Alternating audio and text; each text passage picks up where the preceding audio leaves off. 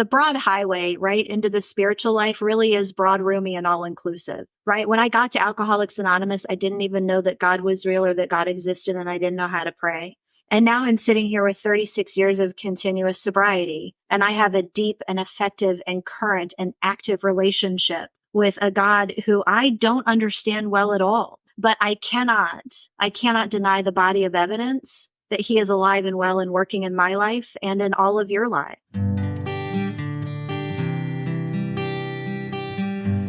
Well, hello, friends of Bill W. and other friends. You have landed on Sober Speak.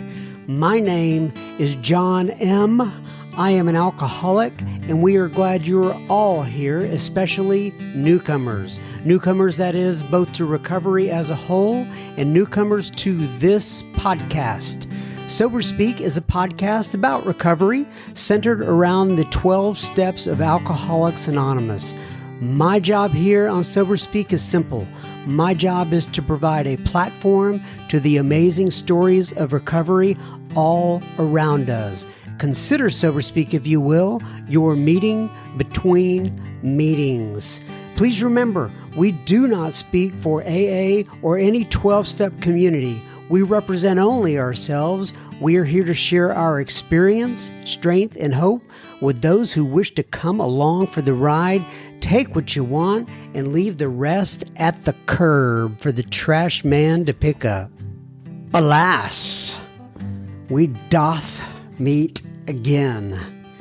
Greetings from Studio AA, deep, I say, in the heart of Texas. That was the voice of Miss Deb H that you heard at the beginning of this here episode number 341 as a follow-up to last week, her original episode or first part of her talk, however you want to phrase it. Part one was last week and part two is this week. And you're going to hear so much more from Deb in un momento. But first things first, this here episode is brought to you by Will and Brad. What, you may ask, did Will and Brad do? They went to our humble little website, scrolled to the bottom of the page, clicked on the little yellow donate tab, and they made a contribution via PayPal. And this here episode is coming right out to you, Will and Brad. We're going to let all the other folks listen in, but we appreciate your generosity. So, just real quick, I'm going to share a little bit about what I did this week. I've shared on the past couple episodes, I was going through a little bit of a challenge, right? And it's all relative. But I was going through some challenges, and most of it, and the majority of it, is fear-based. Some resentment in there, but mainly fear-based. But I decided this week to go ahead and do what the program suggests that we do. I got out a pen and a paper, and I've heard my friend David G talk about this before. He talks about, we have the tools, and sometimes you just forget to take out a piece of paper and a pen and do what it says to do in the big book and write it out. And it's amazing how much clarity that pen and paper versus just talking about it will bring to oneself, or at least it did in my case. I've been talking to my sponsor a lot, doing a lot of praying, a lot of meditating. It's interesting when you go through difficult times, how it, at least for me, it prompts me to find new ways and other ways to get closer to the God of my understanding. And anyway, that's what I've been doing this week. I mean, other things. It wasn't just a 4-step all week. I've got a pretty busy life, but I did take time to do that. Now, on to Deb H, Part 2. This one is called The Highway is Broad, Roomy, and All-Inclusive. As I mentioned earlier, this is the follow-up to last week's episode, Part 1. Buckle up and enjoy the ride on this one. Deb is chock full of pearls of wisdom. This is one of those where I suggest that if you can be stationary, or if you're listening to it while you're driving, go back and listen to it again. Pay close attention and take lots of notes. One of my favorite quotes that she had from this episode is, or from my recording with her, is surrender is a process, not an event. She also says, rely on the relationship I have with God, not the one I want. Isn't that good? Isn't that good? I thought about this week, like, rely on the relationship that I have with God, not the one I want. There was something that was just profound about that personally to me. We talk about the tragedy that occurred with with her husband. And then there was an individual that let Deb know that it was okay to be angry with God. But then Walter provided another way to process that tragedy that occurred. And you want to be sure to listen in on that. Once again, make sure you take notes on this one, listen to it all the way through, and we will have plenty listener feedback at the end of this here episode. Enjoy Deb H from Akron, Ohio. Okay, everybody, excuse me, my voice just gave out. So we are back again with the one and only Deb H. So Deb, I'm going to ask you to go ahead, introduce yourself, give your sobriety date if you wish, tell people where you live in this great land of ours, and then we'll get started with a little bit more of your story, please. Okay, great. Nice to be back. Thank you. My name is Deb H. I'm a real alcoholic. I live in Akron, Ohio, and my sobriety date is March 15th, 1987. Okay, so for those of you who did not hear Deb's first episode, first of all, you want to go back and do that. But we talked about several different things, right? We talked about her visit to Dr. Bob's house at one point, what that was like when she was first sober, and you got to go back and hear that story. We talked about her Harley Davidson that she rides around a lot, her alcoholic dad. And then when we left off last time, her and her sister had just gotten out of treatment. Deb was all excited about getting loaded with her sister after they both got out of treatment. And, but her sister kind of spoiled the fun a little bit. In other words, she came back and said, I had a spiritual experience, and now Deb is having to deal with that. And before we go on that road though, I do just want to ask you another quick question. You had said that you lived in my neck of the woods at one point, right? In the Dallas area. Were you down here for work, or what were you down here for? I was down there for work. Yeah, I've gotten to live all over the country. I've had 13 relocations. I lived in 9 different states.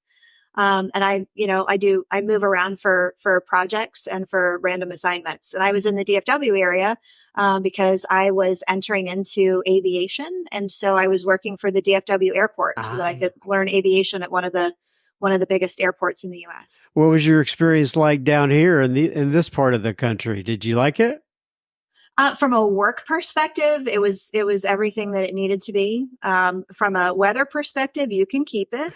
It's really hot down there a lot, and there's no water to be found. If I'm going to be that hot, I want to be near the water. And your traffic, again, you can keep it. It was a 2-hour Harley ride just to get outside of the footprint to where I could actually get into 6th gear. And you don't have really good hills. That's right. Yeah. And, I lived in Wisconsin for a while, which is similar to Akron in terms of the weather. And I really loved it. I like the 4 seasons. I like, the snow, the whole 9 yards. And I've always told people that Texas, I don't know. I mean, we have tons of people that are moving here, right?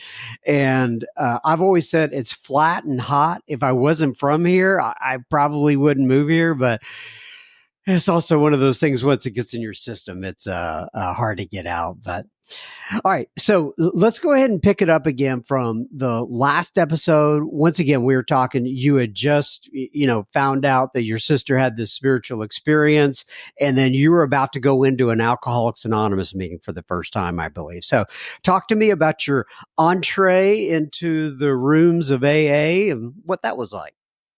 Okay.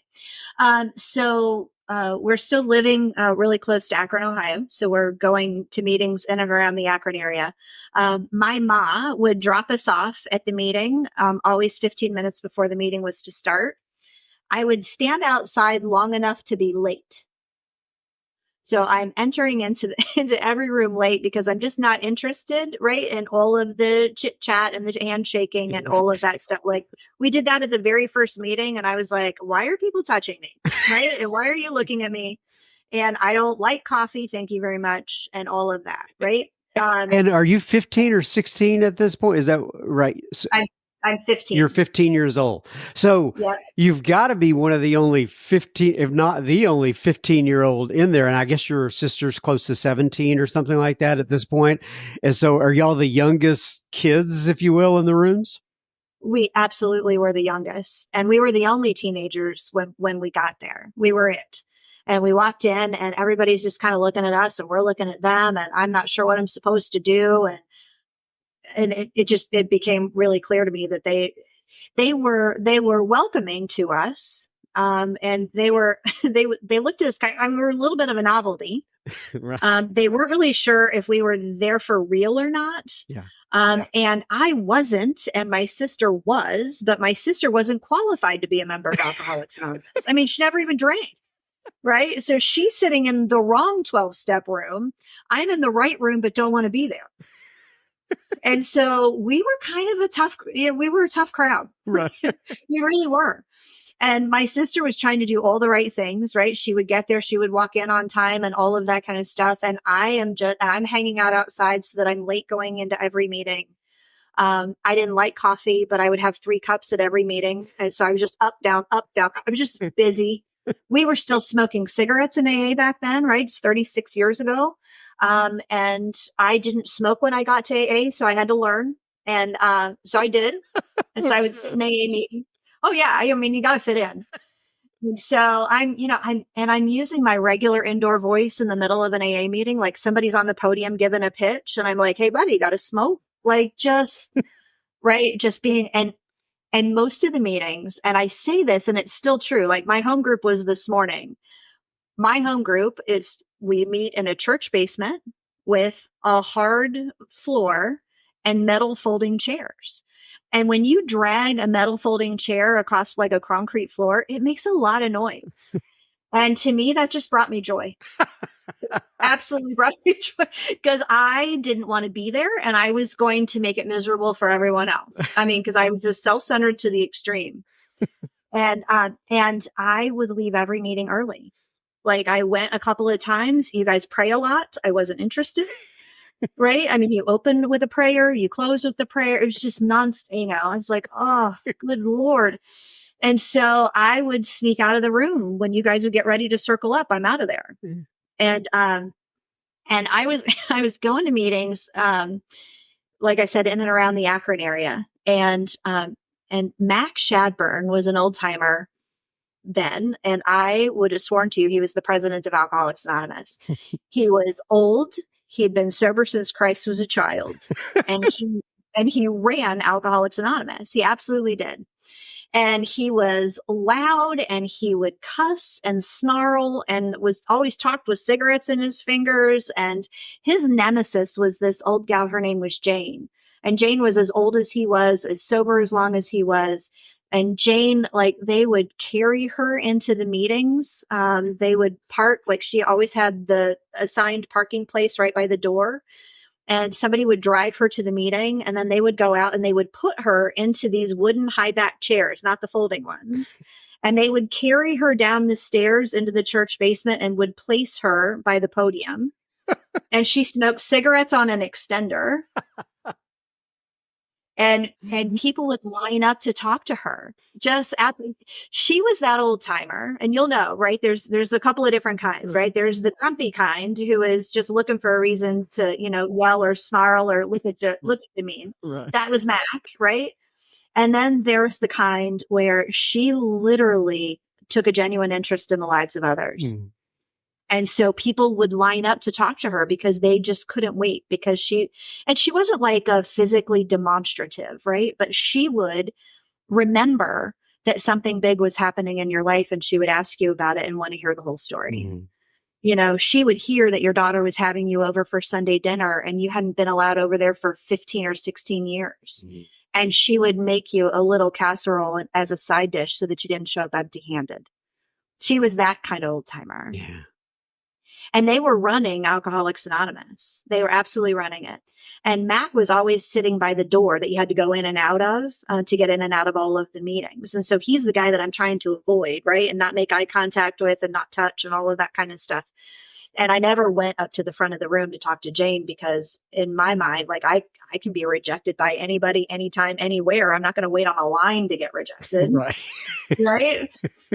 And I knew that they were not happy with my behavior. And quite frankly, I didn't care. And anyway, so I'm going to meetings like that, acting poorly like that for some months. And finally, I was leaving the meeting one night. You guys are getting ready to circle up. So I'm scurrying down the back wall and I bumped into something, and I turned to see what I bumped into. And Mac had gotten up out of his chair and was standing with his arms crossed in the doorway. And he just looked down at me and he said, "Get in the circle." And I just looked at him and he flipped his little finger forward. And I was like, okay. So I went and I got in the circle. And as soon as the prayer was over, I went to leave, and Mac was still standing in the doorway blocking my way. And he looked at me and he said, "Are you alcoholic?" And I gave him the only answer that I had at 15 years old. I gave him my best full attitude shoulder shrug. No words. And he looked at me and he said, "Can you control your drinking?" And again, I gave him the exact same shoulder shrug. Because quite frankly, I never tried to control my drinking. There were several days when I tried to not start. But once I swallowed it, I knew it was on. So what's the point? And so anyway, so I gave him the 2 shoulder shrugs, and he reached in his back pocket and he took a $5 bill out of his back pocket and he handed it to me and he said, "Here's $5. This will get you started. Go find out. We're tired of you treating Alcoholics Anonymous like a joke. Go drink and try to control it. If it doesn't work, you get back here. If it does work, I never want to see you again." And so I went back into the room and found my sister, and I was like, "Hey, go get your $5, man. We are out of here." Right.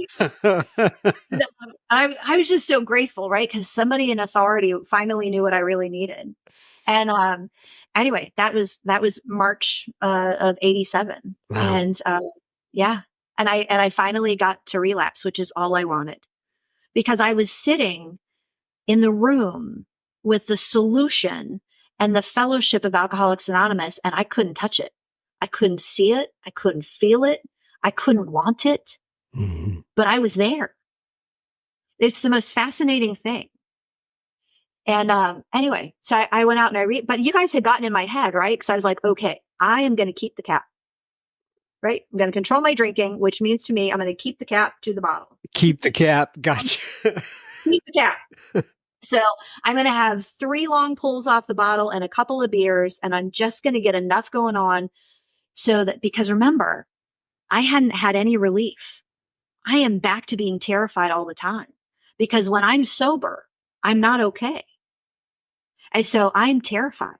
I'm not exhaling. My shoulders are back on my ears. My little hands are in balled up in fists. I'm living life on the balls of my feet again. I am terrified, and I hate me, and I hate you, and I hate my life. And I'm physically sober, and I don't like it. And I have no relief, no steps, no God, no fellowship, nothing, even though I'm going to meetings of Alcoholics Anonymous all the time. And so this drinking, I was like, okay, I got it, right? I'm not going to drink the way I used to drink. I'm not going to drink to oblivion. I've learned my lesson. People overreact when I drink that way. It takes me down dark places, dark paths to dark people. I'm not going to do any of that anymore. I don't want to add to the shame that I'm carrying with me every day, right? So I'm not going to drink like that. And anyway, and so I had a plan. And I went out to execute that plan, and I swallowed alcohol. And what you guys had been saying became so clear to me. And that is that the more I drink, the thirstier I'm going to get. The more I drink, the thirstier I get. I swallowed that alcohol and the phenomena of craving was triggered. And yes, my shoulders began to come off my ears. And yes, my hands unfurled a bit. And yes, I got to exhale a smidge, but I couldn't stop. And so once again, I drink until it's all gone. I'm face down in a mud puddle. I come to the next day. Somehow I had gotten home. I'm crawling out of my last blackout. I make it into the bathroom. I look at myself straight on in the mirror for the first time in a couple of years. And I heard two things. I'm standing there sick and filthy and black and blue, having no recall of what had happened. None.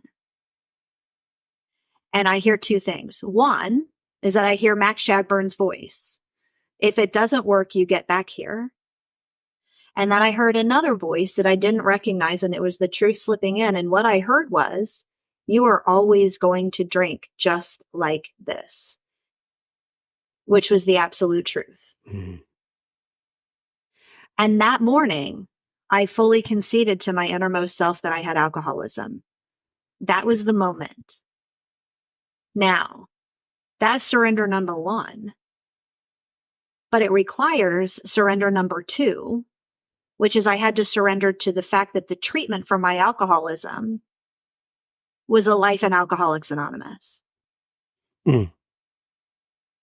And I had been in Alcoholics Anonymous, and everybody in AA was mad at me. That's how I would tell the story. There's another piece that I've heard you talk about in the past. And well, I don't think we covered it during the last episode, but you talked about that house that was across the tracks that you used to go to sometime, and kind of how you got into trouble there. Or it was just kind of and it made me think of it when you said dark places and dark people and all that sort of stuff. Talk about that house that was across the tracks. Yeah. So again, in the little railroad towns, right side of tracks, wrong side of tracks. So on the wrong side of the tracks, in this little town anyway, there were these row houses, and in these row houses, that's where people who were flying below the radar, trying to avoid detection or arrest somehow, somewhere, picking up day labor kinds of things. They would all find them. They were flop houses on the wrong side of the tracks. Mm. And there were just these people there that I should have never met, should have never laid my eyes on them. And they were the people that thought it was perfectly fine to give a 13 or 14-year-old her own fifth of vodka and not ask any questions. Mm. And I would cross those tracks. I would sneak across those tracks often, daily there for a little while. And I would go because I knew where my bottle would be. And they were consistent. And I would go and I would drink and I would be face down in the mud puddle. And there were things that happen at the dark house on the wrong side of the tracks. Wow. With the people. And there was but it was the only place that I could go to when I'm 14 years old and I need a bottle. And there was no other way for me to get it that day. And I knew where I needed to go to get it. Wow. And that's just part of the reality of being a kid who has alcoholism. Right. Okay. So, and so let's get, and I'm sorry, I kind of got you off track, but now that you're you've made these two surrenders in Alcoholics Anonymous, right? So a lot has happened between, the last 36 years now. Yeah. You tell me, where do you want to start? What have been some significant milestones for you during that period? So in those first several years, so that group of people that Mac and Jane both belonged to, right? They decided that they were going to save my life. Mac had called an emergency group conscience meeting and said, look, these girls got to go. I don't even think that they're alcoholic. Mm. But they're ruining our meetings. They're being a complete disruption. They got to go. We have to encourage them to go try to control their drinking, that kind of thing. Right. It Wow. says right. It says in the book, Yeah. right. Go try to, go try to control your drinking. And if it doesn't work, kind of thing. So You must have been very disruptive, it sounds like. oh, I was so disruptive. It was your sister as much of a, oh, by the way, your sister, what did she keep going to the AA meetings? Did she go to NA? What happened there? No, she relapsed also. And she never came back. Oh. Yeah. She relapsed also, never came back. She graduated high school shortly after relapsing. She went into the Navy. And her life has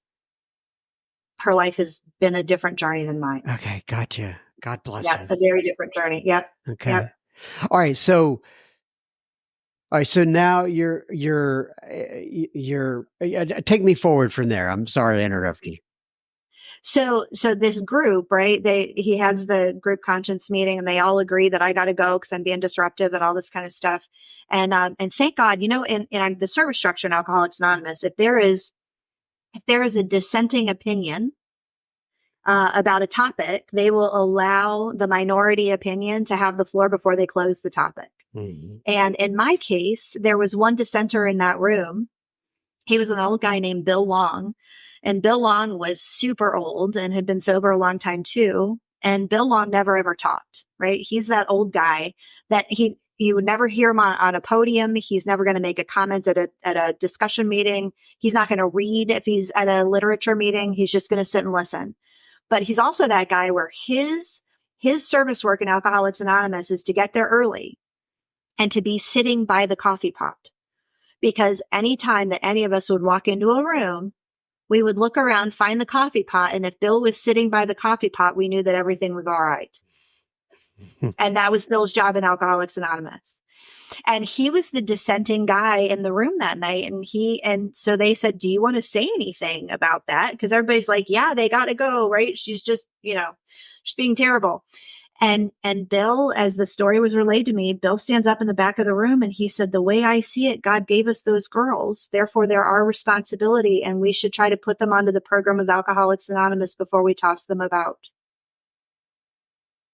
And change the room on a dime. And Max said, yes, but if they don't think that they're alcoholic, they need to go sort that out. And they said, no, you're right. You're right. Because what does it say in the first step in the 12 and 12, right? Who wishes to admit complete defeat, right? We're not going to come all the way in and sit all the way down if we don't really believe we need to be here. Right. And we're certainly not going to do the heavy lifting of an inventory if we don't believe we need to be here. Right. And so he was like, yeah, you're right. And so anyway, but Bill is the guy who stands up for us. I don't know any of this. Right. And so Mac, quote unquote, tosses us out of Alcoholics Anonymous. Right. That's the way I tell the story. And anyway, and so when we come back that next day, right, I crawl into Alcoholics Anonymous that evening. I got there on time. I sat in the middle. I had 1 cup of coffee. I bummed all of my cigarettes before the meeting started, so I wasn't talking during the pitch. And I got in your circle at the end. And Mac was standing in the doorway when I went to leave the room, because as soon as the circle's over, as soon as the Lord's Prayer is done, I'm out. And Mac is standing back in the doorway again. And he looked at me and he said, "Did you get a sponsor?" And I looked at him and I just shook my head no. And he flipped his finger forward again. Right. So I had to walk back into the room. I walked up to every woman in the room, every woman. And I said, "Will you sponsor me?" And they all went, "No." "Oh, honey, no." So I went to leave and Max said, "Well, did you get a sponsor?" And I said, "No one in here will sponsor me." And he said, "That is a lie." I said, I'm not asking her. Yeah, I know you're going to. And you know where he's sending me, don't Yeah. you? He's sending me up to the front to talk to Jane. Right. Right. And of course, so I have to wait on a line to be able to talk to Jane. And it's finally my turn, right? And you know how when you're doing something in Alcoholics Anonymous for the very first time that you really don't want to do, it's like it happens in slow motion. Mm-hmm. Yeah.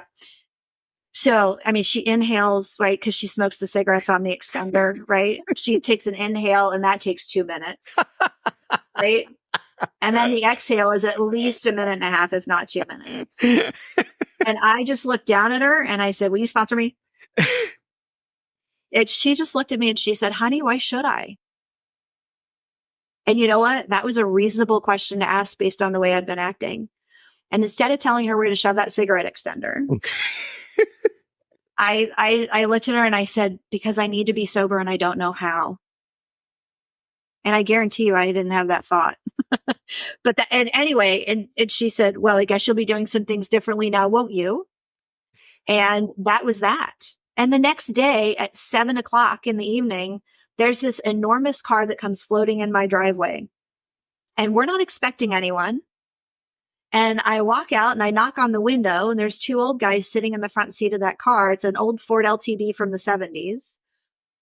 And they roll down the window and I said, can I help you guys? And they said, Jane sent us, get in the car. And I said, no, I'm good. I went to a meeting of Alcoholics Anonymous yesterday. I'm grounded for the rest of my life. I'm not going anywhere. I'm going to be sober tonight. I don't need to go. And they just looked at me and said, Jane sent us, get in the car.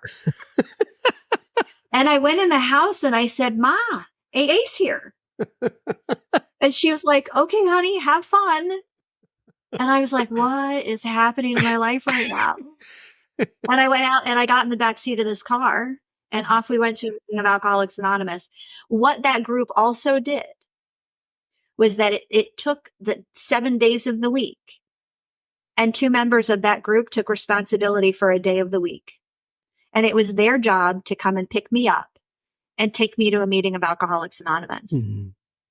And after every meeting of Alcoholics Anonymous, we went to the donut shop.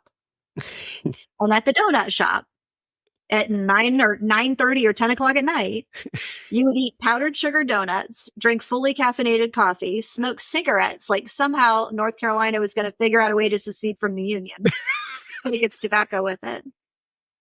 And we would rehash everything we just talked about at the meeting of Alcoholics Anonymous again and again.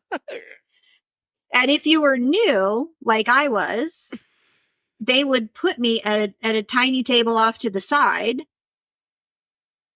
with 2 people and a big book and sometimes a 12 and 12. And they had divided up the 12 steps of Alcoholics Anonymous and they were sharing the responsibility of putting me onto the program. Mm. And in those donut shops, after meetings of Alcoholics Anonymous for the first 2.5 years of my sobriety, they introduced me to Alcoholics Anonymous and placed me into and onto the program of Alcoholics Anonymous out of the literature. Mm. And I'm so grateful that they did. So grateful that they did. And they gave me an experience, not only with the literature, but also with the freedom that comes from actually working the steps. And they taught me how to pray. Sitting in the donut shop, they took my book one night, like I was, in there belly aching about something. And one of the old guys said, he was like a broken record, right? Did you pray about it? Did you pray about it? Did you pray about it? And finally one night I was like, dude, I don't know how. And he said, give me your book. And so I slid my big book across the table and he opened it and he underlined and highlighted all the tiny little prayers that are between pages 60 and 90. Yeah. And he closed it and he slid it back across the table and he said, pick one and try it. And Mac, of course, is sitting on the other side of the donut shop, right, with his great hearing. And he said, on your knees, little one, on your knees. Right? And so. Little one. Oh, my God. They're calling me little one, but, I'm 5'9". I was 5'9" back then, too. But anyway.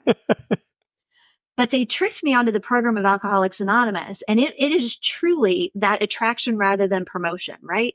Now, I will tell you, and it's true, I didn't really feel like I had a choice, right? Like because they were showing up, I had to get in the car. Mm-hmm. And then I was kind of at their mercy, right? Whatever donut shop they were going to, I was headed there with them. And I didn't get home until they were done. And when I was at the donut shop, like they wouldn't talk to me if I wasn't like sitting at the right table with the right people doing the right thing. But the beauty about that time, and I have been accused of kind of romanticizing the old timers of the day.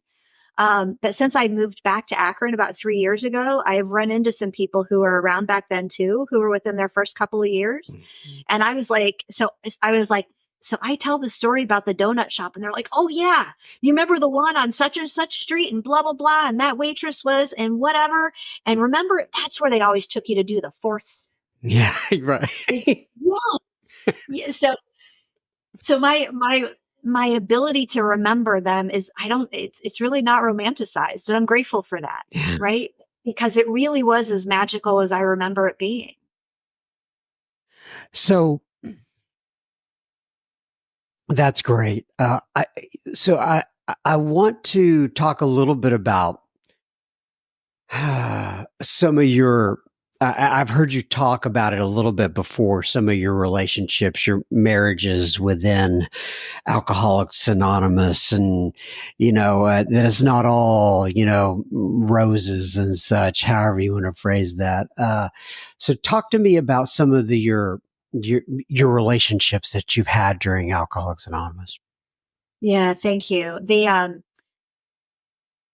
So, the process of recovery that I experienced through the 12 steps and through deepening my relationship with God, I always say, surrender is a process, not an event, and so through the years, right, I've had to surrender all kinds of things. I mean, if you look at step 6 and 7, right, step 6 and 7 is a constant process of discover, surrender, discover, surrender, discover, surrender.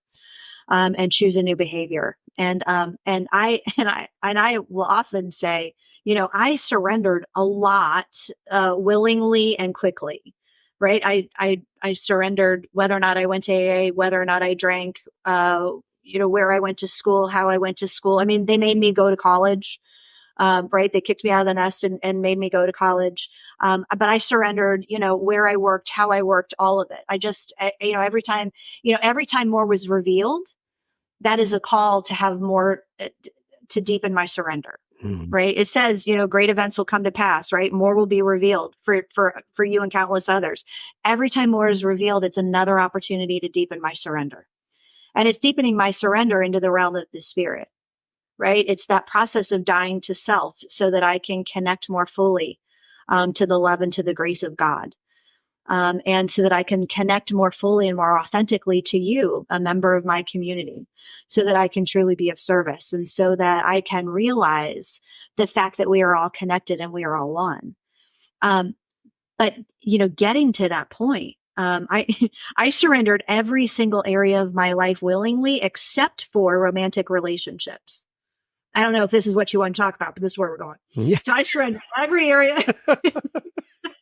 I surrendered every area of my life over time, pretty willingly for the most part, because I don't like to hurt. But romantic because I was really sure that God didn't know what handsome was, right? I was really sure. And I was like, I am not, just because I'm spiritual does not mean that I'm going to get stuck with somebody that I don't think is handsome. Anyway, and so I would pick my own boyfriends, I would pick husbands, I would pick whatever, right? And I had no foundation for how to have an actual healthy relationship. Just not. I mean, I'd been married and divorced and Alcoholics Anonymous and all of that. And it looked like I had surrendered every area of my life except this one. Right? If you followed me around, it was like, man, she is really together and super successful and all of these things. And except this one area, like what is going on over there? Right. Anyway, I went through, I was about 18 years sober and I had finally, God just comes to me from time to time and gets it over involved in my life. And I go through a process of spiritual rearrangement. And, and this time, like he was just wrestling me to the ground and he's like, I have perfect love to give you and you continue to block me. I reached this point where I couldn't be comfortable unless I was on my knees in prayer and meditation. And it was it was several weeks. And I'm on my knees in prayer and I'm like, God, I don't know what you want from me. What do you want? Like, I'm sober a long time. I'm sponsoring people. I've gotten the education that you've wanted me to get. I do really important work for important organizations and agencies. Like, I'm doing it all. I've been on call for 20 years. Like, I haven't slept all night and I don't know how long. Like, what do you want from me? And he just kept saying, I have perfect love to give you and you continue to block me. And I'm like, okay, I hear you, but you can't have that. Because I was finally dating this lovely man. His name was Lee. And he was a United States Marine. He was a major in the Marines, and he he was beautiful, right? 6'1", bald hair or bald head, blue eyes. He was kind. He was a natural leader. Although a little introverted, people followed him just because he was walking somewhere. He was awesome. And we were best friends. We rode Harleys together. We golfed together. I mean, he was great. And it was finally like the right guy for the right reasons and all of that. And God came to me and he said, look, he said, I want you to be with someone who loves me the way you do. And it was true that the one thing that Lee didn't have is he didn't have an active current relationship with the God of his understanding. And he wasn't a member of Alcoholics Anonymous. So his life didn't depend on it. Or so I would have told you then. And I was like, look, as long as I'm going to AA and I'm praying and I'm doing the things that I need to do, it is none of my business what his spiritual life is or is not. Right? I can be spiritual enough for both of us. I can, whatever. I had it fully justified. But God was just having his way with me. And he was like, no, I have perfect love to give you. Stop blocking me. And anyway, and so it reached a point to where, like I said, I wasn't comfortable unless I was praying and meditating. I knew what he wanted. I knew that he wanted me to let Lee go. I knew that he wanted me to trust him like all the way, like go all in and just have what he wants me to have, be with who he wants me to be with. I knew that that's where, and I was just like, no, like I finally got it right. Have you seen him? Right. I mean, there's nothing wrong here, right? There's nothing wrong here. Why do I have to give him up? Anyway, I was speaking at the Louisiana State Convention, and I was just an exhausted, tearful mess because I'm in the middle of this spiritual fight with God, and I'm not surrendering, and he's not either. Right. And so he's after me and I'm like, no. And so I'm at this speaking at this conference, and I run into this old timer. His name is Walter. And Walter lives in Houston, Texas. And Walter and I meet there and we're hanging out. And Walter comes to me and he says, Deb, he said, I don't speak at a lot of these things. He said, but I find that when God does bring me to one of these to talk, he said, I'm sent there very specifically for one person. And I think that's you. And I said, well, why would you have been sent here for me? I'm fine. Everything is fine in my world. Mm-hmm. Right. And I'm a speaker too. Everything is, and he's like, I don't know anything about that. He said, I've just met you. He said, I'd just like to tell you to sit up front by my wife on Sunday morning when I talk and bring tissues, because I think God has a message for you. Oh, wow. I know. And so I did as I was told, because he's one of my elders. And so I sat up front with his wife and she had tissues for me. And and I hadn't slept in several days, and I'm in the middle of this just stuff, right? Because growing spiritually is not always easy. And Walter delivers this message to me, and it was powerful, absolutely powerful.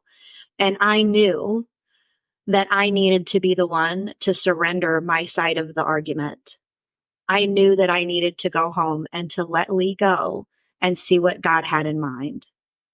And it broke my heart, just broke my heart. And I went home and I did that. I had the conversation with Lee and I was like, look, I got to go. And he was like, what do you mean you got to go? I said, God wants a deeper relationship with me. And I think you're in my way. He wants me to be with someone who loves God the way I love God. And you don't have an active relationship with him. And Lee, and Lee looked at me and he said, "Are you sure that it's not just another man?" And I was like, "Oh God, no, that would be easy." Right? This isn't easy. Anyway, so I broke up with him and let him go we were broken up for a couple of months. And he comes and finds me, and I had this hour on Wednesday nights at 7:00 where I would sit in this little Catholic chapel, in the town where I was living for 1 hour. It was all mine. And I would sit there in prayer and meditation. And I would have these deep and wonderful interactions with God on Wednesday nights during my hour. And Lee showed up there one night and he said, "Look," he said, I understand, because I was going to become Catholic because there were some tools in the Catholic toolbox that I needed to have access to. That's where God was pushing me. Anyway, so I was doing all of these things spiritually that I was being asked to do. And Lee said, I know that you're going to become Catholic. He said, and so I am too. And he asked me if I would marry him. And he asked me if he could go on the spiritual journey with me. Mm-hmm. And that's what we did. We spent the next year getting ourselves aligned inside of a faith that we could share, which was the Catholic faith. Mm-hmm. We developed a spiritual language in our relationship. We put prayer at the top of our list of daily tasks. So we would wake up in the morning and we would pray together. And then we would read spiritual material together. And at night we would take inventory together. And we really started to we went back to the incredible friendship and relationship that we had always had, but we put God right in the middle of all of it. And it just changed everything. And so we became Catholic together. We joined the church together. Then we got married shortly thereafter. And then he went to war because he was a United States Marine. He went to Iraq first, and he was living outside the wire and doing some things. And IEDs, were driven into the building where he was. And it was just a dangerous, hot mess, as we all remember from news reports and things. I was just having a real personal experience with that. And while he's away at war, I then reach out to some AA members who I was familiar with, who had an additional. They had been practicing living in the presence of God, not just having a prayer life and not just participating in meditation, but actually working on seeing God all day long, and having a conversation that never ended. And so I connected with them and I said, "How do you do that? Because there are people shooting at my husband on purpose and I'm not okay." Mm. And so I picked up the practice of searching for and communicating with the presence of God all day long. And it changed everything for me spiritually. And he came home from Iraq, and then the deployment to Afghanistan got moved up. So he was only home for a few months, and off he went to Afghanistan. And he was the XO of 2nd Battalion, 7th Marines. And so there's, 1,200 men go over, and they take the fight to the Taliban out in Helmand province, which is a place we had not yet been. And it was awful. It was just awful. It was very difficult. And I was his best friend. And so anytime he could call or email or anything, he would reach out and he would tell me the truth. And because of the kind of spiritual conversation that he and I had, I could say things to him like, "What can I take into prayer on your behalf? What can I lift up to God? What kinds of spiritual answers can I seek while you're fighting?" And so we got to have that kind of conversation. But I tell you, it was hard. I mean, there were days when I would see another email and I didn't want to open it, because I opened an email one day and it said, "Another IED, honey, nothing left but a boot. 4 more men are gone." Those kinds of emails, because he told me the truth. Mm. And so I got to take all of that into this spiritual, prayerful movement with God while he is away in Afghanistan. And so I am deepening my relationship with God, and I'm deepening my relationship with him, and he's fighting, and it's hard. And he makes it home. He comes home. But it was the It was the bloodiest deployment any battalion for the Marines had had to date. And he came home and he was angry and he was hurt. And he would relive some of those things. And it took us a long time to get him to come all the way home. And we did things like we were talking about riding motorcycles earlier, right? He was able to take a couple of weeks off. And I said, we're just going to go for a ride. And we took off for a couple of weeks and I made every decision because he had to make big, sometimes life-changing or life-sustaining decisions nonstop for months. And so when he got home, he didn't have it left in him to make another decision. And so we went right when I wanted to go right and went left when I wanted to go left. We slept when I got tired. We ate the food that I chose for us. I didn't ask him to weigh in on any of it. We just rode. And we rode our own motorcycles, right? And so I got to spend time with my husband and he got to spend time not making any decisions. And one day, like we were riding down the road and I was pulling into a Mexican restaurant and he said, what are we doing? And I said, I'm hungry. We're going to get some lunch. And he said, I don't want Mexican. And I was like, well, what do you want? And he said, I want pizza. And I said, welcome home. And little by slow, he came all the way home and he was home for about 5 months. And I was working for the Marines at the time. And, anyway, I only worked a 14-hour day. He worked a 16-hour day that day. So I got home a little earlier than him and I ate some dinner and I was waiting up for him so that I could sit with him while he ate. And I fell asleep sitting up. And then all of a sudden I was startled awake and I knew that something wasn't right and he wasn't there. And I called the base and one of the captains answered and I said, what are you doing there? And he said, Deb? And I said, yes. I said, Captain, and I gave his name. I said, what are you doing there? I said, have you seen Lee? And he didn't know what to say. And I said, what's happened? And he said, I can't say. And I said, I need you to tell me. And he said, Deb, Colonel Reed is on his way to your house. And I said, what happened? And what happened was that Lee was on his way home that night between the base and our house. And about a quarter of a mile from our house, he was in an automobile accident and he died. And at that moment, I'm standing in the kitchen. And because I had been practicing living in the presence, because I had revisited my third step, and I had surrendered to the realm of the spirit in a really meaningful and deep and different way, a prayer began in me. I didn't choose to pray. A prayer just began in me. And I just said, God, I know you're here and I can't breathe. And God wrapped himself around me. And what I heard him say was, I'm here. And that was that. And my husband was gone and the Marines came. And in the middle of the night, we're sitting up and we're talking and they're telling stories about him on deployment when we're all not crying. And the sun starts to come up.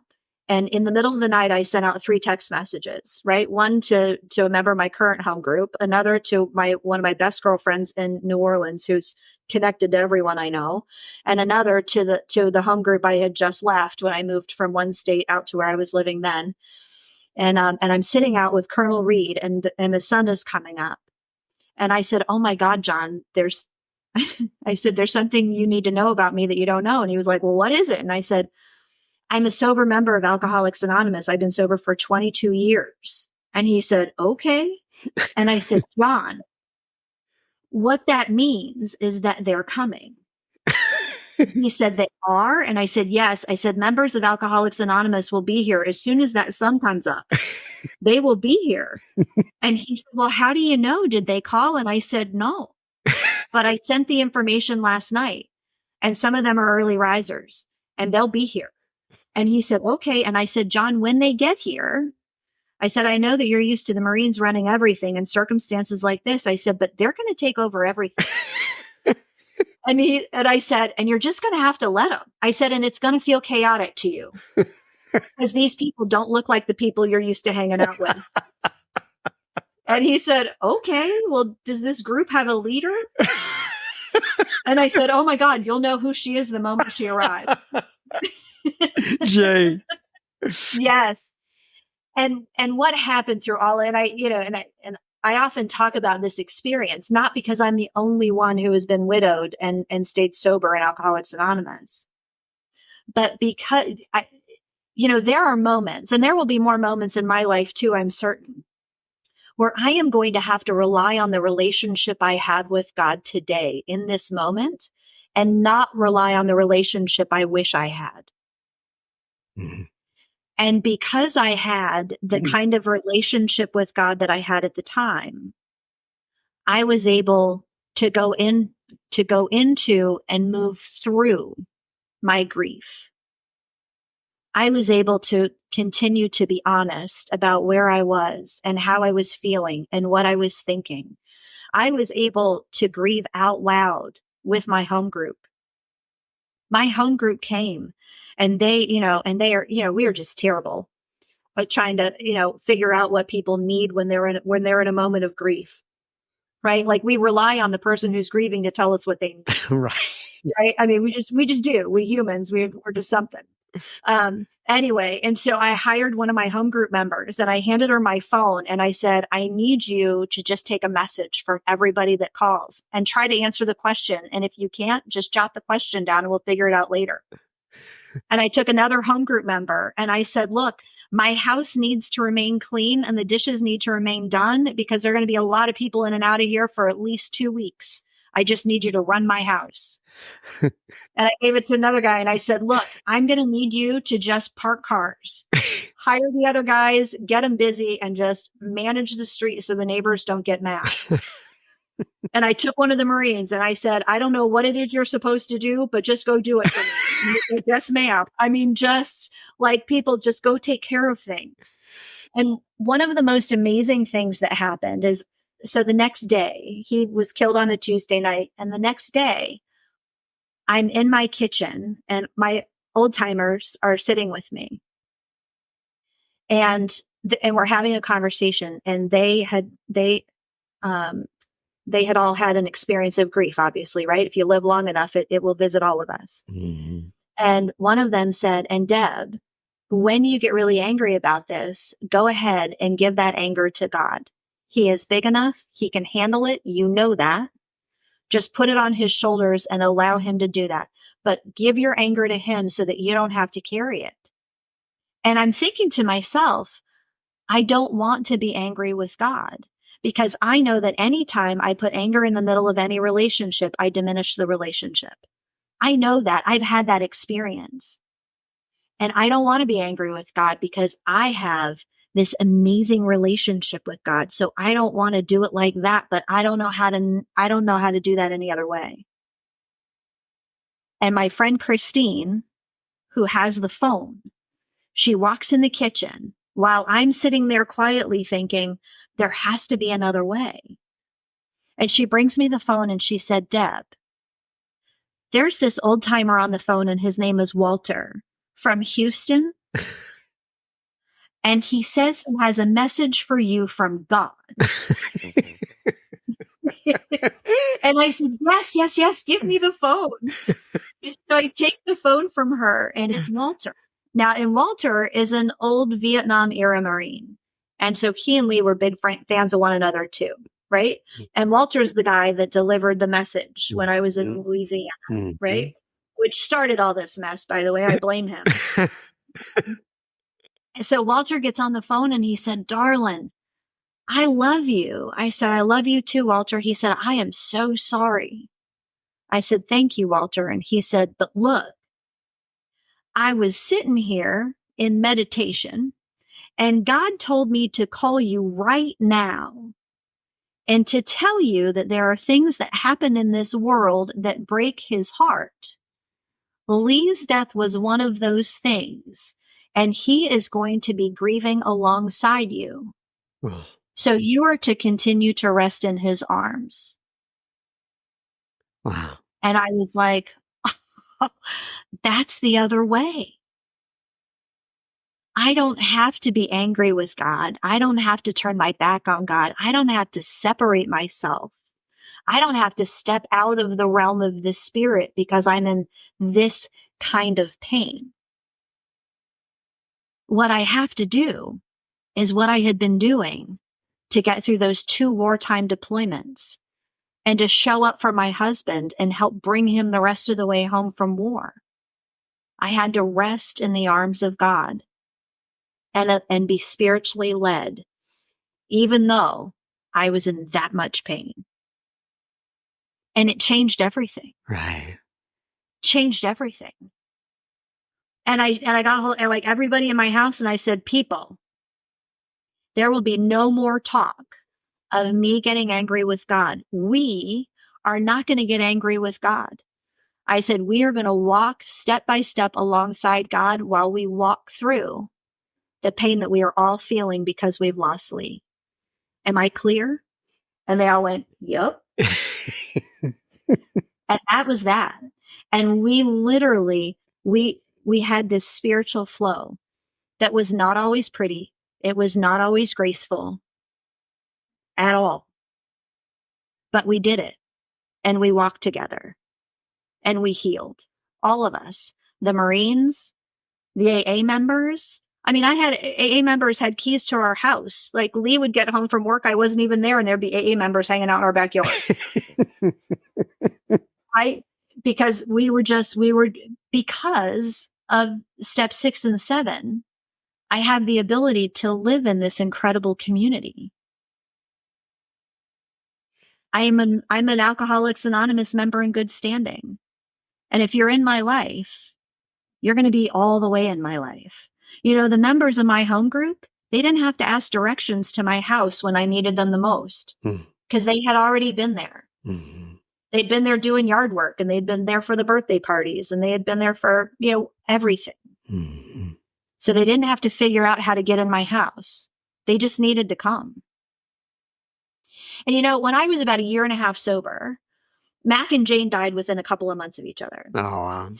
Yeah, they were both dying of lung cancer, emphysema. They were, lifelong smoking. Right. What happened to all the old timers back in the day. And they die anyway. And Mac went first. And I was just distraught, right? I mean, I'm 1.5 years sober. I don't have skills for this. And so I'm pacing one night at a meeting and I looked at and I was like, I need to do something. Like, I need to do something. I am sad. I need to do something. And they said, well, go to Mac's house, knock on the door, and tell his widow that you're there to be helpful and see what happens. And I was like, fine. So I go to Mac's house, I knock on the door, and it occurs to me that I don't know her name because Mac would always refer to her as Mother Superior. Anyway, I knock on the door, I get to her, right?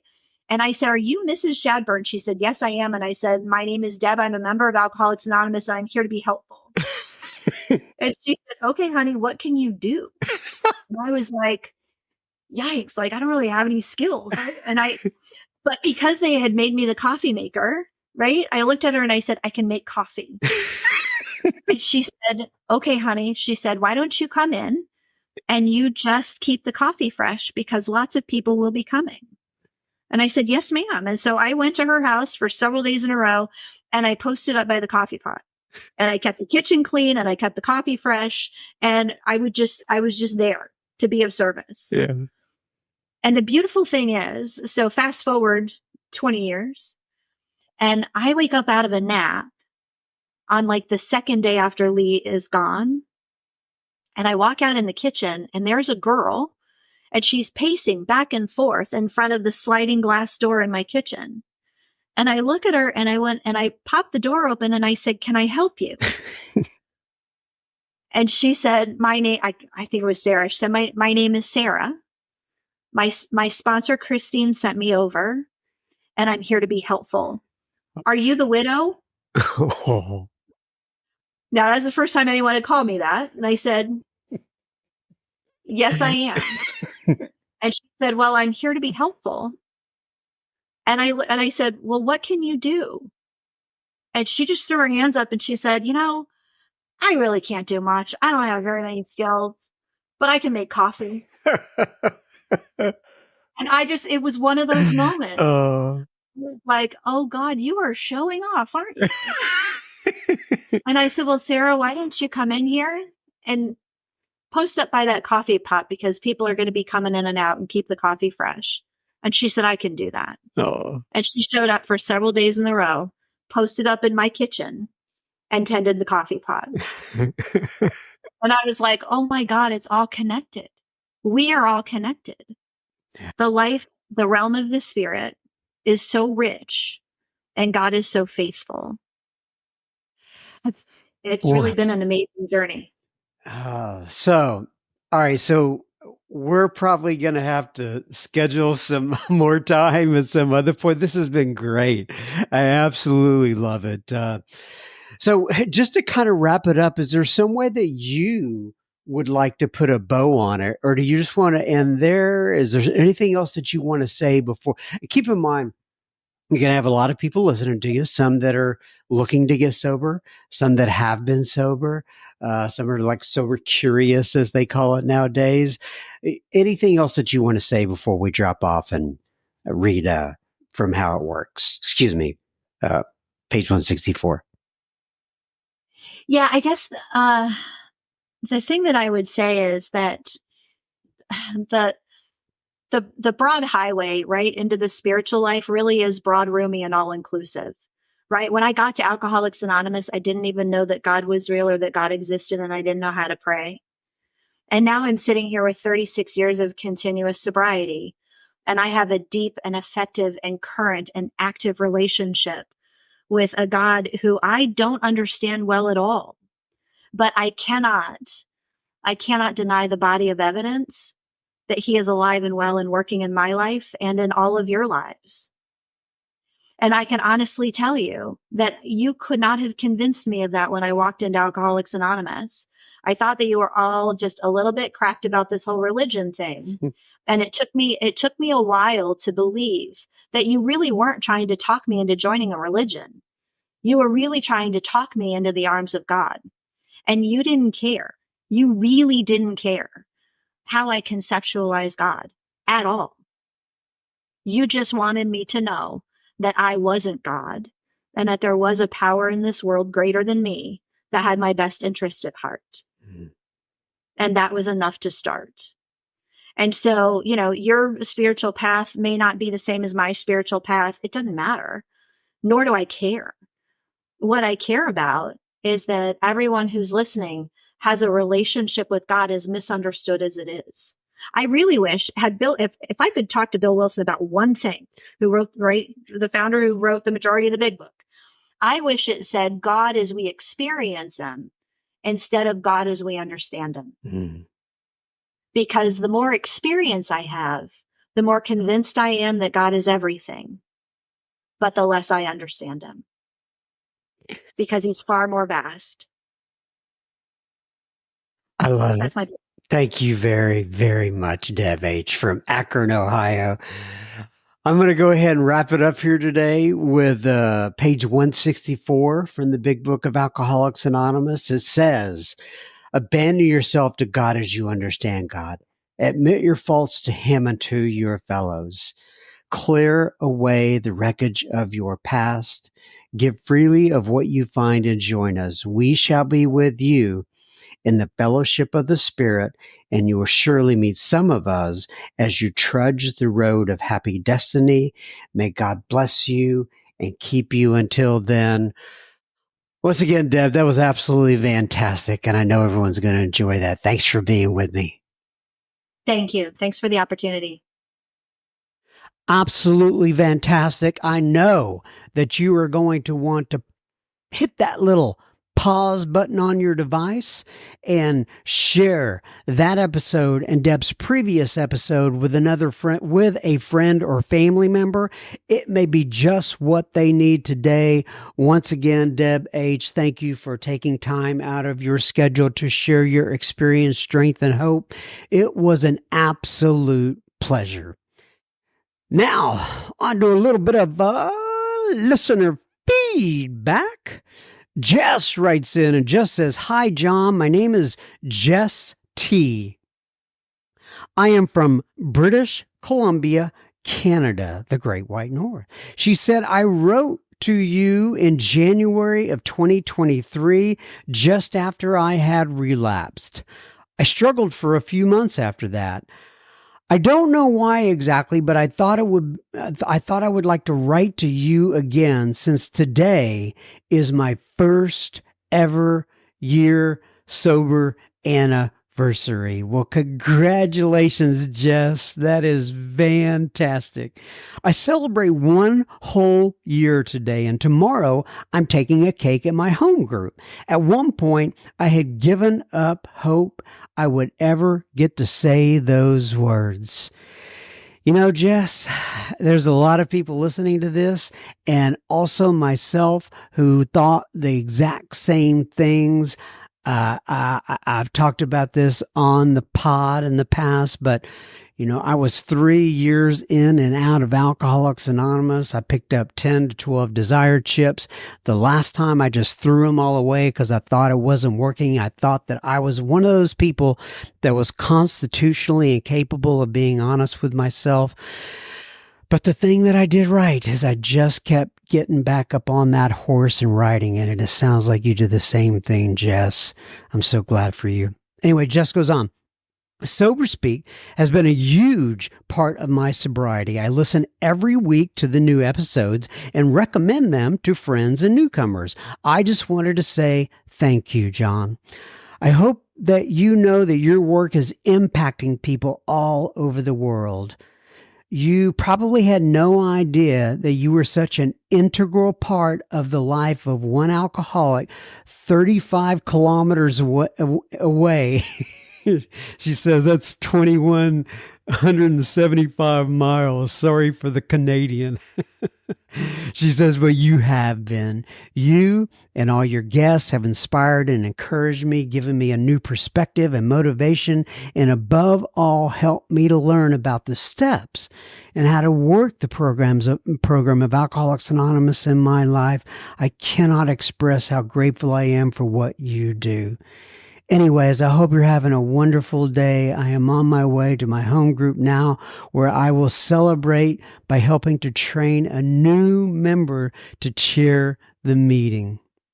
Yours in love and service, Jess. Jess, I wrote you back. I think I told you this. I had goosebumps as I was reading your message, and God bless you. Congratulations. And, I know that the vast majority, including myself, I don't sit down and write letters to podcasts even after they impact me and the people on them. And maybe I should more often, but that's the kind of key thing that keeps us going. And I thank you for taking time out of your schedule to write me. Anybody else who wants to write in with anything on your mind, I'm at John, JOHN, at soberspeak.com. God bless you, Jess.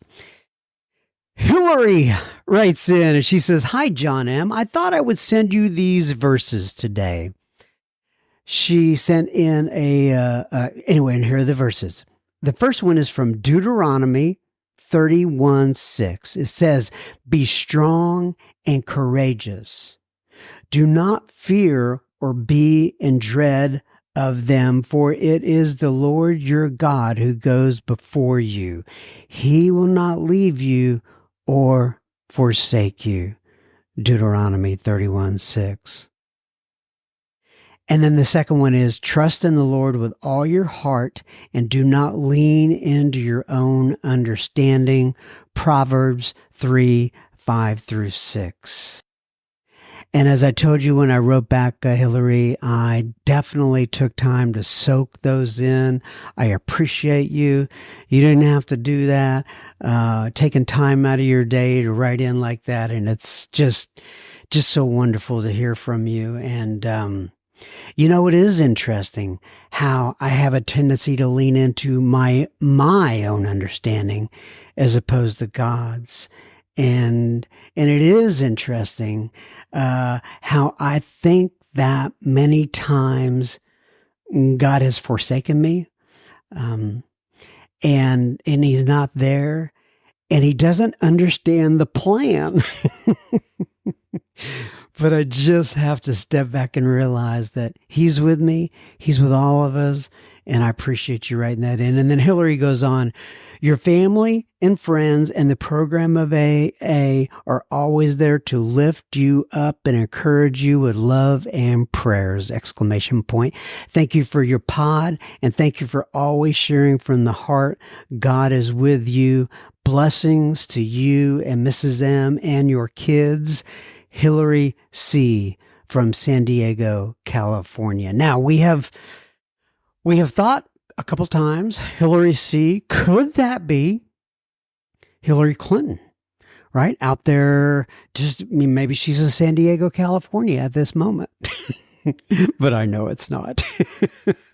We've actually seen Hillary on, she used to come to our yoga class that we had every week. And I think she's been on a couple of the live events as well. So unless Hillary Clinton's putting on a disguise, that is not Hillary Clinton. But hey, Hillary Clinton, if you're out there listening as well, come on into the community, the Sober Speak community. We'd love to have you as part of our community. All right. Peter writes in, he says, hey, John, I love listening to you and your many fine members of Alcoholics Anonymous. Fine members. Yeah, some of them are questionable. Especially like, I don't know, my friend Casey. I don't know if he's a fine member or not. Anyway, he says, I have been tasked. That's a hard word to say, at least for me, with the challenge of finding speakers for my group on Zoom, a design for living, which is the name of the group. And he gives me the Zoom link and the passwords. And it is on 10 a.m. and 8 p.m. daily. Our speakers meetings is 8 p.m. on Saturdays. Anyway, the reason I'm reading this is because I want to follow it up with a comment. He said, I was hoping that you would be able to help with the current contact information of some of your guests. Thank you, Peter G. from, another Canadian, St. Thomas, Ontario, Canada, the Great White North. Well, Peter, as you know, I responded to you. Here's what it comes down to. If you're out there, if there's somebody else out there, not you, Peter, you already know, and you're looking for speakers for your meeting and you want to contact me at johngohn@soberspeak.com. Let me know, what you're looking for. If you need speakers for your meeting, I can pass it on to the folks who do that stuff here on Sober Speak. Most of them will find the time to do it. I usually have an idea of who may not find the time, but I can give you their email or whatever the case may be, and you can reach out and set that up for your meeting out there in the Hitherlands. Hitherlands. Is that a real word? Or is it Netherlands? No, like it's come hither. It's not, I don't know. I can't get it. But anyway, hey, that wraps up another ep. And I know that you enjoyed Deb H Part 2. And what else do I want to say? Keep coming back. It works if you work it. I take this 1 week at a time. I'm hoping to be back next week. And may God bless you and keep you until then. Love you guys. Bye-bye.